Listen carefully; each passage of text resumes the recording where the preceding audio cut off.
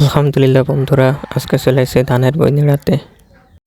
আপনাদেরকে ধানের বইয়ের ঘাস দেখাই, যে ঘাসগুলো উঠায় ফেলাই দিতে হবে। আমি যেই ঘাসগুলো উঠাবো ওই ঘাসগুলো আপনাদেরকে দেখাই। এই যে দেখছেন, এই যে গুড়াই লাল, এই যে সাদা ঘাসটা কাঙ্গু ঘাস এটাকে বলে, এই ঘাসটা উঠাই ফেলাতে হবে। আর এই যে এটা হচ্ছে ঝরা ধান, গুড়াই কালো, এটা উঠাই ফেলাতে হবে। আর আমি যে ধান বুনাইছি ওইটা হচ্ছে উড়ে চাঁদরা, এই যে এইটা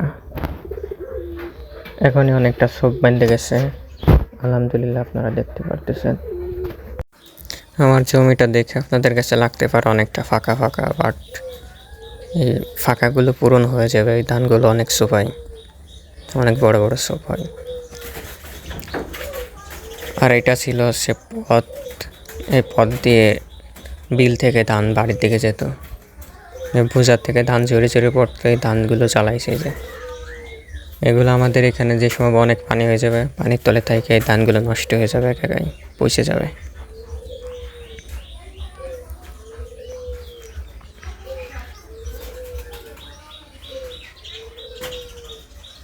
আর এই যে এটা হচ্ছে কাঙ্গু ঘাসের সাদা।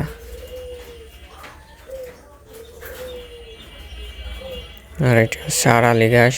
এই ঘাসগুলো অনেক দূর দিয়ে ছড়াই যায়, আস্তে আস্তে মাটির তল দিয়ে শিকড় দিয়ে অনেক দূর ছড়াই যায়।